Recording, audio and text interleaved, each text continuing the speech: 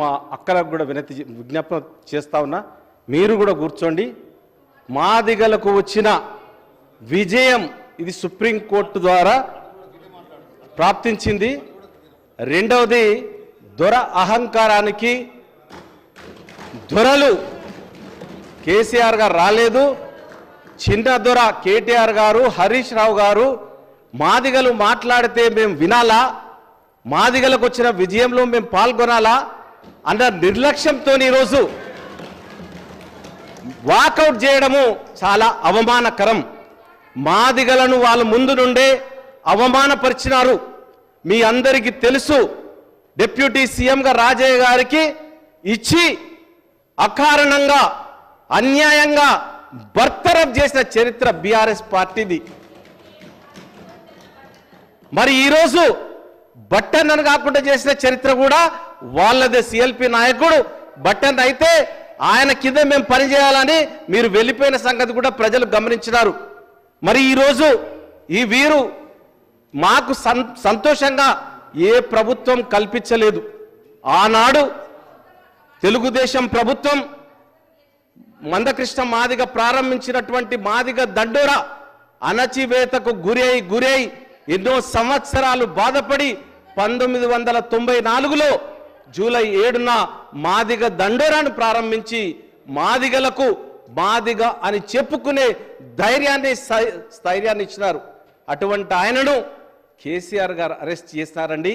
అఖిల పక్షాన్ని వేస్తానని, అఖిల పక్షాన్ని ఢిల్లీకి తీసుకెళ్తానని, ప్రధానమంత్రితో కల్పిస్తారని చెప్పి ఆయనను ఏకంగా అఖిల పక్షం వేయమన్నందుకు జైలుకు చెంచల్గూడ జైలుకు పంపించినారు. చెంచల్గూడ జైలు ఆయన బిడ్డ పెళ్లి ఉన్నది, కనీసం బెయిల్ కూడా ఇవ్వని చరిత్ర ఈ బీఆర్ఎస్ పార్టీది. ఈ దొరల అహంకారానికి ప్రతీక. వారు ఈరోజు మళ్ళీ మాట్లాడకుండా, మళ్ళీ చెప్పకుండా వాకౌట్ చేయడము ఇది ఎంతవరకు సబబని నేను తెలియజేస్తా ఉన్నాను.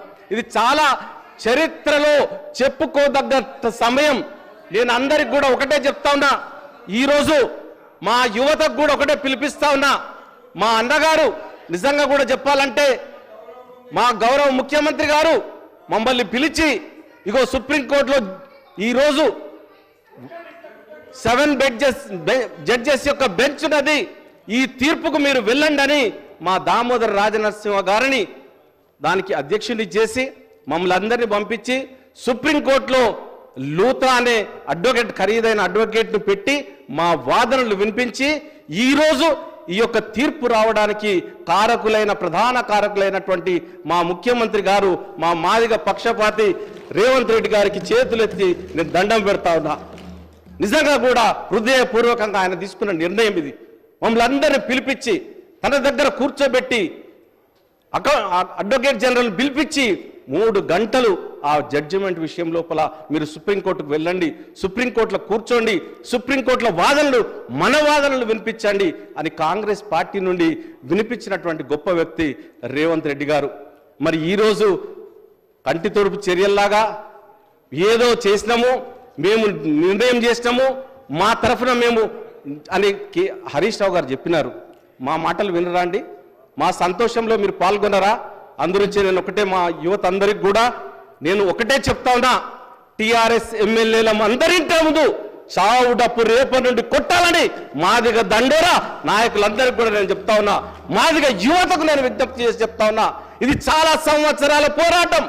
మాదిగలు అణచివేతకు గురైనారు. మెడికల్ కాలేజీలో 14 సీట్లుంటే కనీసం 4 సీట్లు కూడా రాలేదు, ఉద్యోగాలు రాలేదు.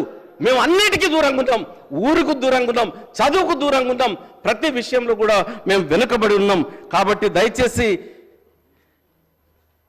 మేమందరం కూడా ఒక డిప్యూటీ సీఎం పదవిచ్చి ఏ విధంగా బర్తరఫ్ చేసినారో ఆ చరిత్ర ఒక్కసారి తెలుసుకోవాలని చెప్తా ఉన్నాం.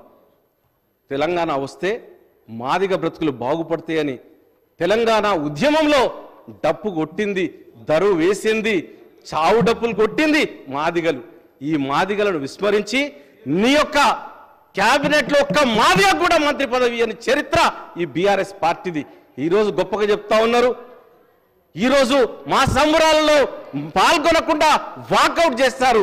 చరిత్రహీనులుగా మీరు చరిత్రలో నిలిచిపోతారని తెలియజేస్తూ నాకు ఇచ్చిన ఈ అవకాశానికి నేను మరొక్కసారి అంటే ఈ యొక్క ప్రభుత్వం లోపల మా ముఖ్యమంత్రి గారు డిప్యూటీ సీఎం బట్టి విక్రమార్క గారిని చేస్తున్నారు, ఒక దళితుడిని స్పీకర్గా చేస్తున్నారు. చరిత్రలో లిఖించదగ్గ విషయం. మాదిగా సంబంధించినటువంటి దామోదర్ రాజనరసింహ ముగ్గురు మంత్రులను చేసినటువంటి చరిత్ర ఈ కాంగ్రెస్ పార్టీది. మరి విప్పును చేసినటువంటి పార్టీ కాంగ్రెస్ పార్టీది. మీరెక్కడ ఇచ్చినారండి? మంత్రిని ఇచ్చినారు, మాదిగకు బర్తరఫ్ చేసినారు. అకారణంగా మా యొక్క సంపత్ కుమార్ని శాశ్వతంగా సస్పెండ్ చేసినారు. ఆయన వాణ్ణి వినిపిస్తూ ఉంటే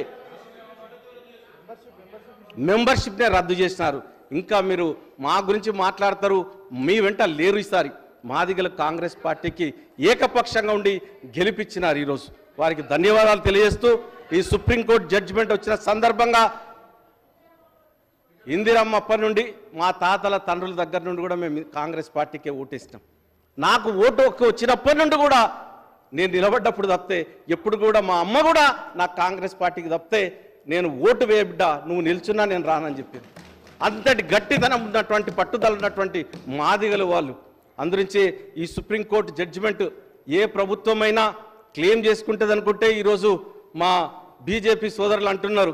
మరి బీజేపీ సోదరులు మరి వాళ్ళు ఆర్డినెన్స్ తీసుకొచ్చి రిజర్వేషన్ను ప్రకటించవచ్చు, కానీ ఇది సుప్రీంకోర్టు ఇచ్చిన తీర్పు అధ్యక్ష. కాబట్టి వారికి ధన్యవాదాలు తెలియజేస్తూ సహకరించిన ప్రతి ఒక్కరికి కూడా మనస్ఫూర్తిగా ధన్యవాదాలు తెలియజేస్తూ అభినందిస్తూ సెలవు తీసుకుంటాం. థ్యాంక్ యూ అధ్యక్ష. శ్రీ వేముల వీరేశం.